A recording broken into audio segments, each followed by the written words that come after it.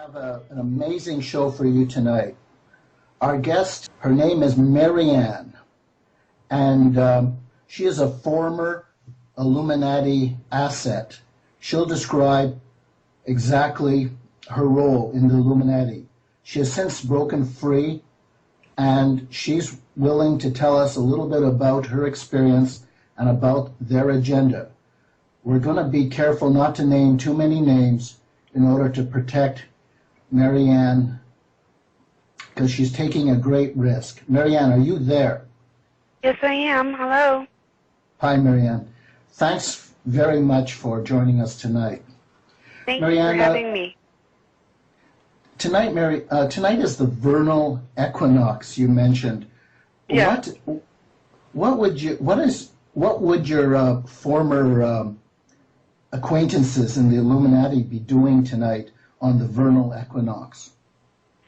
This is a very important holiday to them. It is what many on the calendar consider one of the top 6 holidays. They are celebrating the harvest. This is a harvest festival, and in that festival they will commit sex acts, and a human will be sacrificed. Now, is this just one human in one location, or is this taking place? Not at all. No, this will be done all over the world by those who are involved. So are we talking about hundreds of rituals in which humans are sacrificed?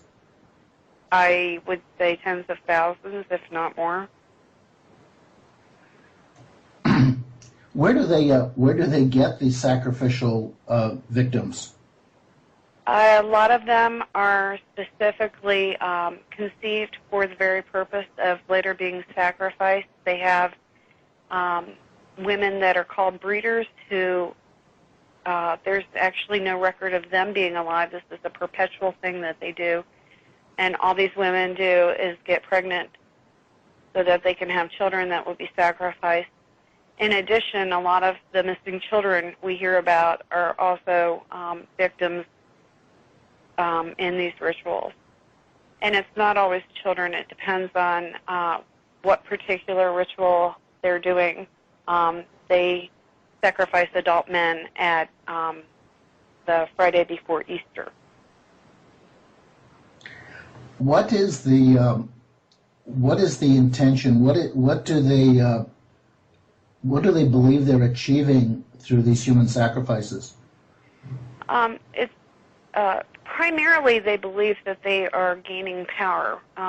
It is the desire of Lucifer, their god, the one that they follow and are working to satisfy, is to shed blood, because they know that there is phenomenal value in blood, or that's their belief. That's also a belief in Christian faith, but that was mainly accomplished through the sacrifice in the Old Testament of animals and then in the New Testament of Christ. But basically they believe that they will be gaining power, and often as a part of that ritual they will eat the heart, and they prefer to have it still beating. I know that's pretty gross, but that's okay, Marianne, common. Thank you, Marianne. As you can hear, the music's on. We'll be back in 3 minutes. We're back with Marianne, who is a former Illuminati asset. We'll be talking about her role in more detail later. Marianne, before the commercial break, you were talking about how Illuminati's members are celebrating the vernal equinox tonight, September 31st. You were talking about how they indulge in human sacrifices. You also mentioned that some kind of sexual rituals. Can you elaborate on that? Well, that's considered a side benefit, if you will, in that circle. They obviously get gratification from that, but they also believe that there's power spiritual power that they gain through doing that. In addition, it serves another purpose. Often it's done to young children, and so that's used to instill fear, also to create a sense of being a part of the group, that you're different. Sometimes they'll tell you you're special because this is very special, and that makes you important. It also creates a sense that you can't tell. There's a lot of negative reinforcement if you told someone who wasn't in the group what was occurring. So there's many purposes that serves, and it also serves to bring about, for many children, especially prior to age of 4, a sense of being able to distance themselves where they actually block the pain, and then when they experience other forms of pain, they also block that, so they actually live two separate lives, if you will. There's the life that they have in the cult, and then there's the quote-unquote normal life that they live with their family that's just like everybody else's family, or that's the perception. Marianne, who are these people who commit these acts during the daytime? I mean, generally speaking, are they school principals? Are they businessmen? Yes, actually, they serve in a lot of variety of jobs, and most certainly education is a very big one, because they have access to children. Also, daycare workers, medical providers, particularly, say, pediatricians, nurses, therapists, and a lot are in the psychological community because they want to make the person doubt that what they experienced was really an accurate perception of their life. But they're in all walks of life, and I think that's really important to note, that they're in the banking industry, they're in the legal system very prevalently, law enforcement, judges, government agencies, for example, people who award contracts within local, state, and federal agencies. They're very heavily involved in the legislative branch of our United States government. They're in the 3 branches of our national government in the United States, the executive, the legislative, and the judicial. In other words, they've networked in a lot of different professions, primarily so that they can cover for each other. They're also very involved in technology, in the life sciences, in the computer industry, military, very heavily in the military, in the religious organizations, in a lot of the charitable organizations. Research areas tend to have more than other professions, but they're everywhere. So to say that they're just limited to a couple industries would be inaccurate. Now, how do these people fit into our understanding of Freemasonry? Well, first of all, Freemasonry, on one level, is a organization that markets itself as a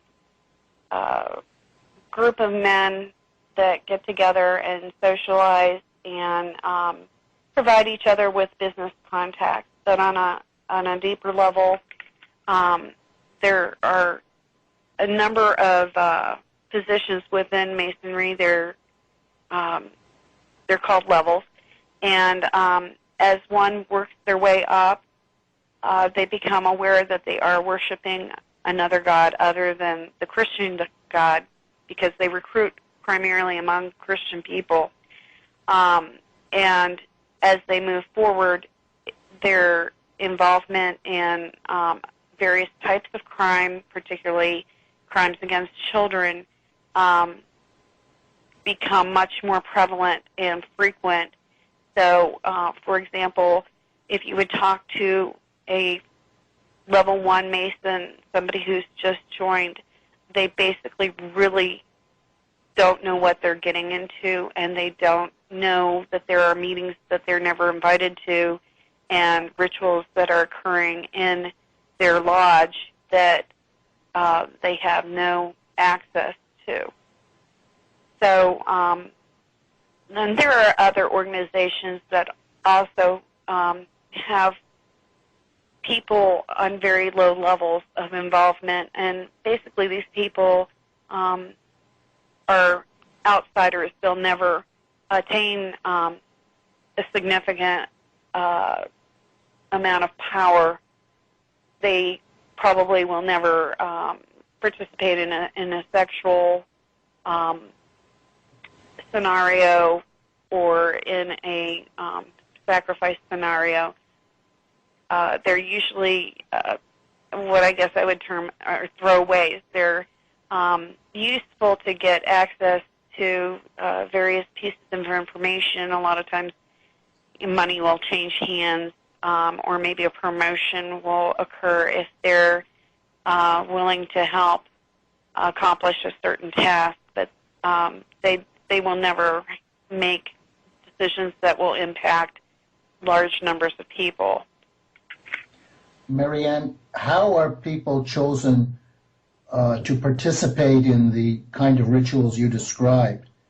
Well, I think it's really important to note that, first of all, this is not a group that you sign up for because you saw an ad in the paper. This is something that your ancestors participated in and have proven their loyalty and effectiveness. And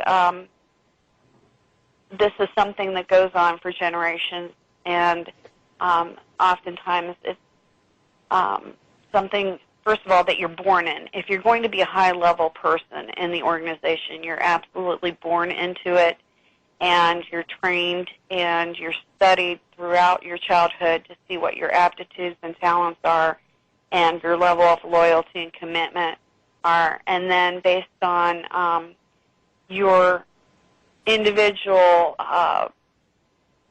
positive and negative, they select tasks that would be appropriate where you can perform well for them. And people who are in the Masons and the Illuminati, also referred to as the light bearers, can sometimes come through various faiths. The Mormons in particular have very close ties to the Masons, and I think that's part of the reason why they are so well-versed in their ancestry. Also, the Nation of Islam, the worship of Islam, has a lot of parallel belief systems, as well as what the Illuminati believes. I'm not sure if I answered your question very well. Let's just step back for a moment. Okay. Looking at the United States, who are these families? Are they're generational Satanists? Yeah. Are they prominent families? Absolutely. Absolutely. They're people that are in the news on a daily basis. And sometimes it's the people behind them that are even more powerful. They're the people that you and I will never hear about on the news. And I'm sure that there are people who have no awareness. They're not the kind of people that would seek out your show or pick up a book to learn more about this, that have maybe a suspicion that all is not well. Just intuitively, they know that this person has an agenda that's not in the best interest of the country or their peers. I think a lot of the failures that you've Marianne, seen... we have to pause for a second, for 3 minutes exactly. We'll be back in 3 minutes. This is fascinating. Okay, we're back with Marianne. Marianne, before the break, we were talking about the relationship between the Illuminati and Freemasons. Can you tell, and you were saying that the Illuminati are old families, generational Satanists. Yeah. So how do they fit in with Freemasonry? Are they the elite of Freemasonry? Are they like 33 degrees Yes, above? essentially. Yes, that's a very good descriptor. These are people who, at least in the European arena, that is definitely true. The world has basically been divided into 10 regions, with different groups being in control of those regions. And in North America, most definitely, they are people related to the crowns of Europe, and also Europe has been united in the European Union. We will be seeing something similar occurring here and in South America, and all those individuals are very interrelated through marriage and various relationships. Now, Marianne, every time I mention the Illuminati, I get letters from people who say I'm just covering up for the Jews. It's the Jews, and the Illuminati don't exist, and I'm just basically a frontman for the Zionists, trying to cover up their role. Is this true? Actually, I find that pretty funny. I would most certainly. My first thought is that those are the people that are writing you are the people that you're exposing. It's as if you were to say that every Muslim is a terrorist, every Christian, speaks in tongues. I mean, there's just no way to delegate and assign a group of people as being solely involved in domination when it comes to religion. In fact, Masonry is very similar to many of the teachings in Islam. So I find that really interesting that they would accuse you of that. Realize that their agenda is to keep people in the dark so that they can do what they want to do. But Freemasonry is based on the Jewish Kabbalah, and Jews have claimed a connection with Freemasonry. Do you have any particular knowledge about the relationship between Jews and the Illuminati?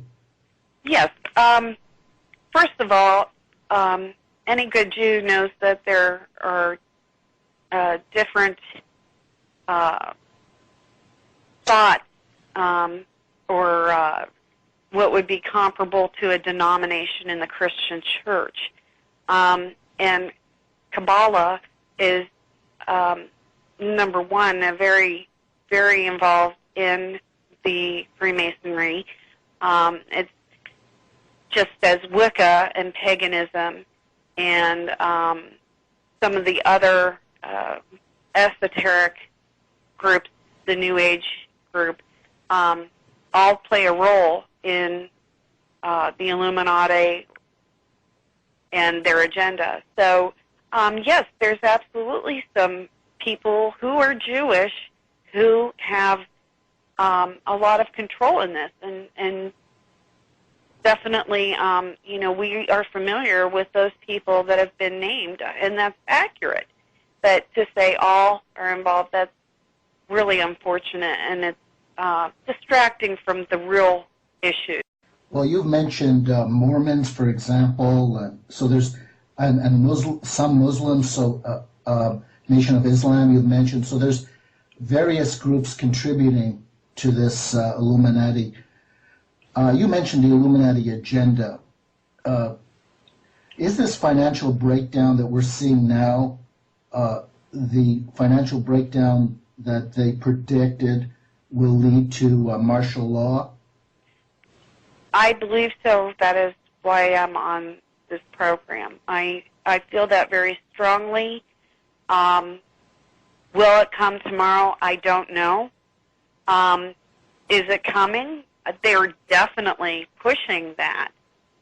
There are other forces that could come and maybe postpone that, or they might postpone it themselves if they have a reason to believe that they're not going to be able to pull it off like they desire to pull it off, whatever that means for them.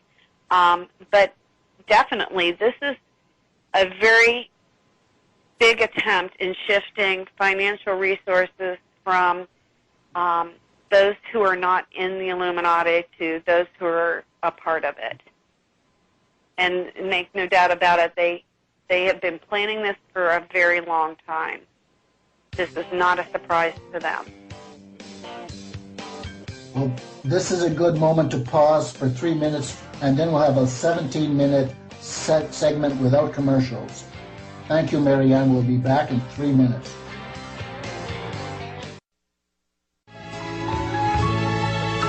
We're back with Marianne, and we are talking about the martial law scenario, which involves a financial breakdown, civil disturbances, then martial law, rounding up of dissidents, and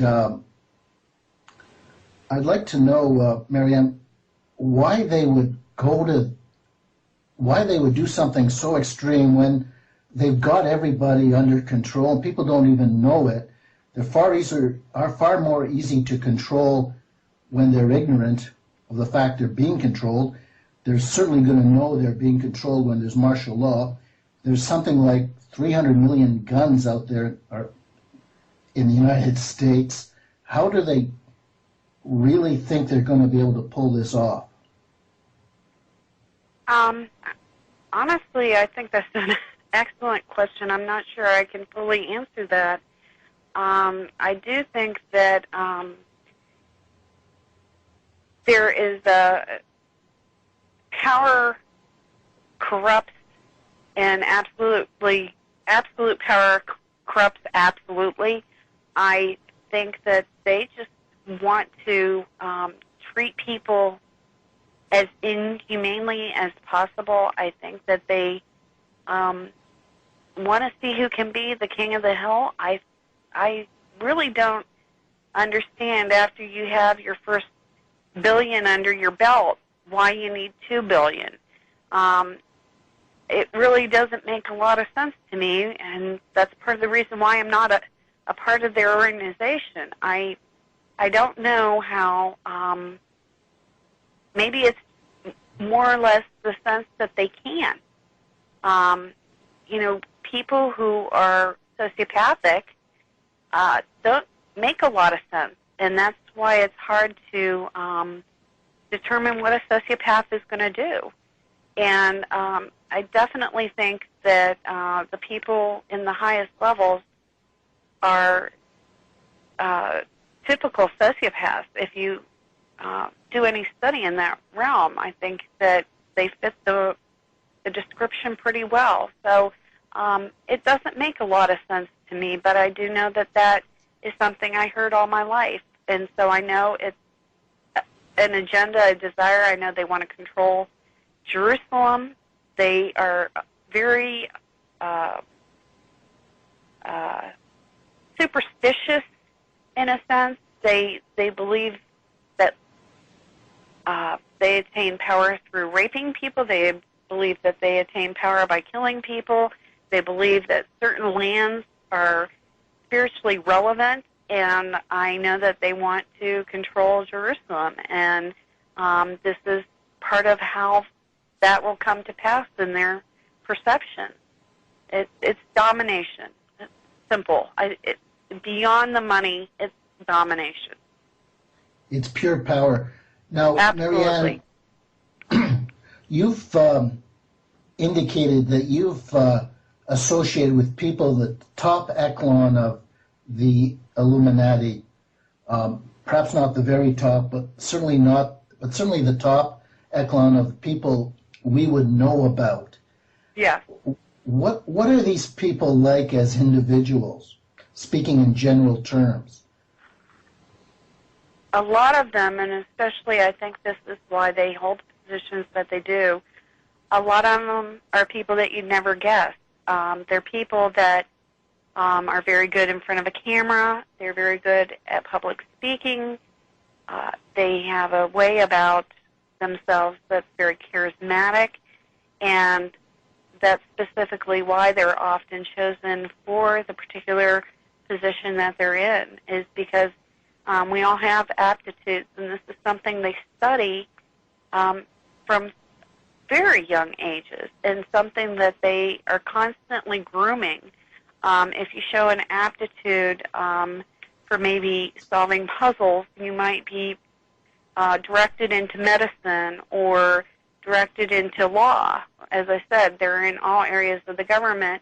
And so people who play well with others, to use a common phrase, are people that are in very commercial contact type jobs. They might be a CEO of a company or a public relations person or a salesperson, but particularly in government, they're more than likely your congressman or your senator.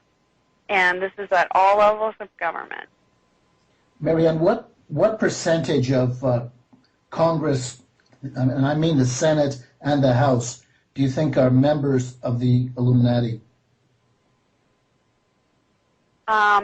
Well, that's hard for me to gauge. I have been out for a little while, so I don't have all the people in mind that necessarily I traveled in the circles that they did, but I would say 80-90% is very safe to say, particularly when you're considering the House of Representatives.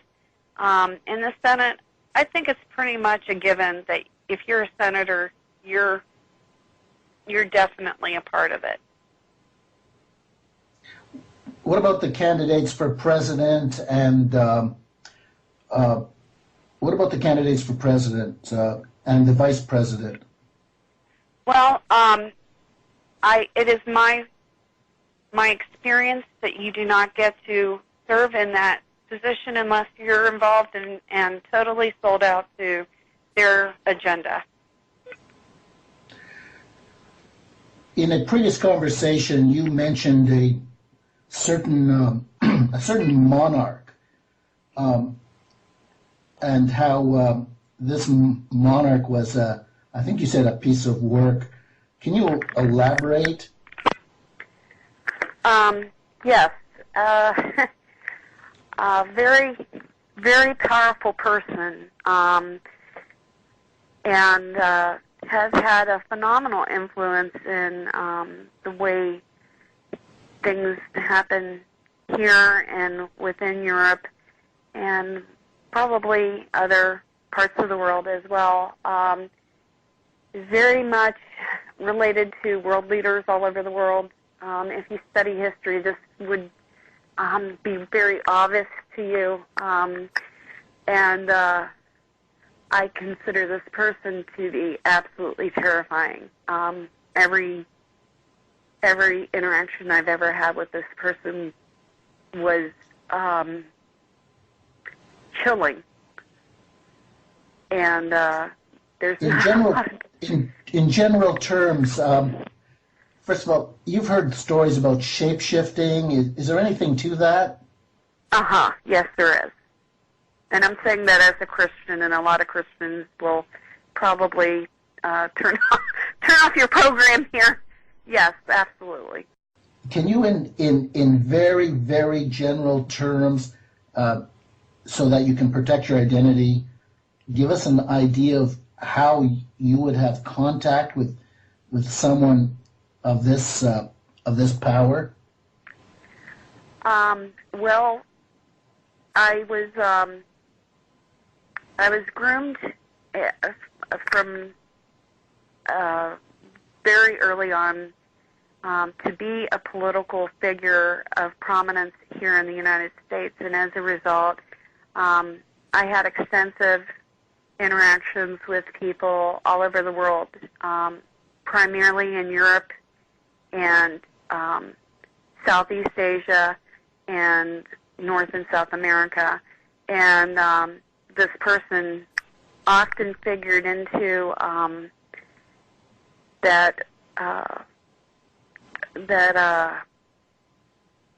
those meetings, and I was asked to do things by this person. I refused. There was a very well-known crime that happened. I am trying to be vague. I think people can fill in the blanks. I was tortured extensively by this person. As a result, I had a great desire to die as a result of what was done to me. But I'm still glad I didn't do what I was asked to do. I'm not sure if I answered your question. You answered it very well. Did the Illuminati essentially give up on you then? No, actually. I was involved in some other scenarios which were equally shocking and covered up. And basically what finally happened, I was advised by some other people who have lived to leave. A lot of people don't live if they try and leave. My best friend didn't survive. And they basically told me that I needed to document my experiences and let the people involved know that should I disappear or commit suicide, that the film and the documentation should be released to media outlets, and the police should be given that information so that the people who are involved would be implicated whether anything happens to them. They've done away with some other people, so I don't know, but I certainly want to give them the sense that I won't be forgotten. I have people that are loyal to me, and that decreased the amount of harassment a great deal. Now I just basically get death threats, and I'm followed pretty extensively. You mentioned that you had something to say about the role of religions.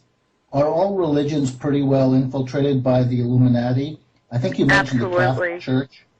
Yes, absolutely. As a matter of fact, I have a relative that was in the banking industry in a very high position who was asked to go to seminary so that they could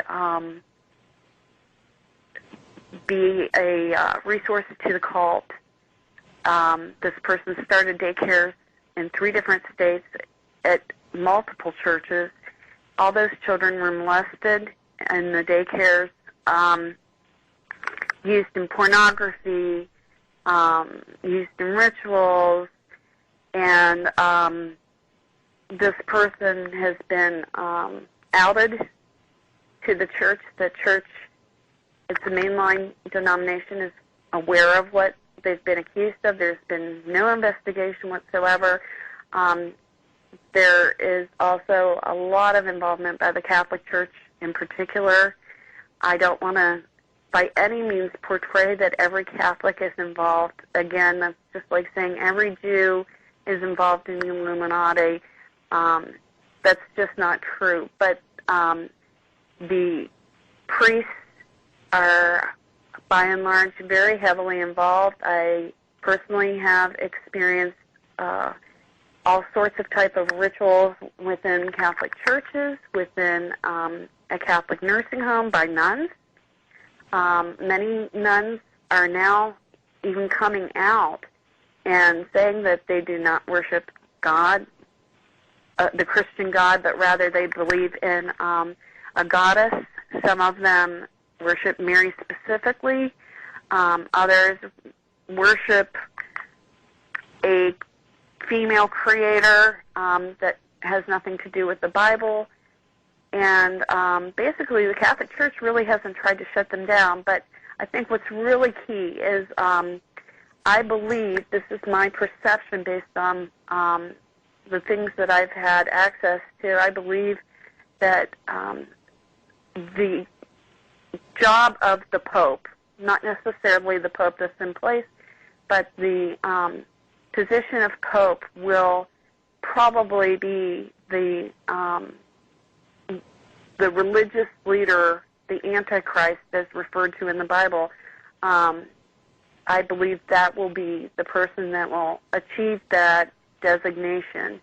And I think it's very likely to happen soon.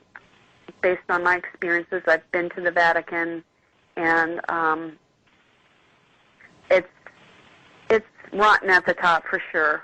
And they've infiltrated all religious organizations. So to name a specific one other than the Catholic Church, because of the reasons I just cited, probably isn't the best use of our time. Marianne, just say no if you have no information on this. Sure. Is Russia and China and Iran, are they all part of this Illuminati network?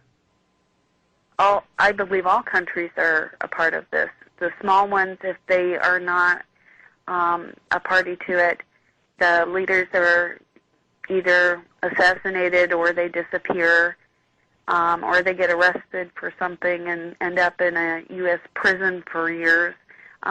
You don't say no. You mentioned that the homosexual agenda had something to do with the Illuminati plan. Yeah. We know that a lot of Illuminati members are homosexuals, are they not? Yes. I'm curious, why would they have an AIDS epidemic that killed so many homosexuals if they're homosexuals themselves? I think, notably, I think that this is something they have a great deal of control over. So I think they have some mechanism in place that they protect those who are working on their behalf.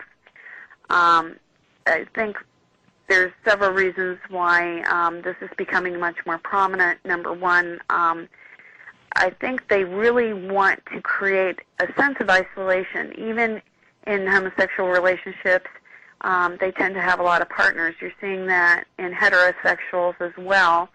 There are a lot of people that practice bisexuality, but a sense of where we are culturally speaking, people are, by and large now, there's more single people that are adults than people that are married, and that's a dramatic shift from even a couple decades ago. And Marianne, can I interrupt? Marianne, can I interrupt you? Yeah. What you're describing is symptomatic, and I've described that. After the break, okay, though, can you tell me whether this agenda was ever mapped out for you?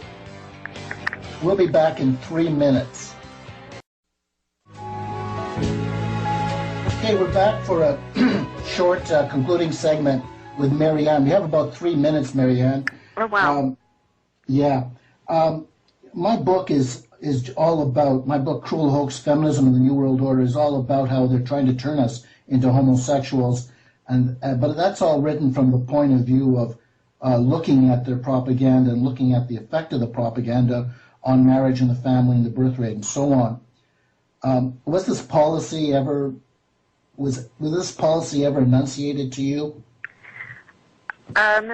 Yes, primarily they are doing anything that they perceive as rebellious against the Christian God, that is heavily taught against, and therefore that's a means of blackmailing people if they don't follow the program that's been set for them. And there are other things I think probably your book covers very adequately, so perhaps we should move on to something else. Let's move on to the issue that made you come forward. Yes. And that is your fear of martial law. And in a previous discussion, you were saying that we should prepare. Yes, absolutely. I think, first of all, we need to prepare and look at what's really critical, our values. You know, a lot of people that came out of the Holocaust had some pretty insightful perceptions. I don't know if you're familiar with Martin Niemöller, but he talks about how the Germans kept coming for different types of people. He didn't stand up because he didn't belong to the communists. He wasn't a Jew. He wasn't a unionist. And then basically he said they came for me, and he was a Protestant, but there was nobody left to stand up for him. So, you know, we have, as a group, we need to realize that we owe ourselves, our community, a cohesiveness, that only we as a unit, as a group of people, can decide to stand up to this. You know, if they declared martial law, I think one of the great things that we could do as individuals is basically block the roads with our cars. Just get in our cars, and whenever that martial law, the curfew takes place, you know, just block the roads. They can't arrest everybody. They back down, and there have been times in the past that they were planning to roll out something, and they backed down because they saw that people weren't going to swallow it. It's just like the chips that they're planning in the elderly and in our animals. They want to do this to everyone. And if we stand up and say, no, this is not acceptable, then we have a chance of postponing their plans. But I think also, as individuals, I think we need to try and get out of debt, and I think we need to take that very seriously. I think we definitely need to have gold and silver on hand. I think that it's important that we, you know, maybe stock up on the important things, such as what about guns and ammunition, Marianne? I think that would be something a wise person would do. I think Marianne, that this is... Go ahead. Oh, I mean, this is the time. This is the time. We are in a critical phase of our lives, and I think we have to take that very seriously. And I think that they might do things with the air. They're already doing a lot of things with the air. They might pollute our water. They might do something else that will cause a lot of fear and people to isolate and just react. And I think we need to keep our presence of mind and think about how it benefits their agenda and not succumb to what they tell us to do.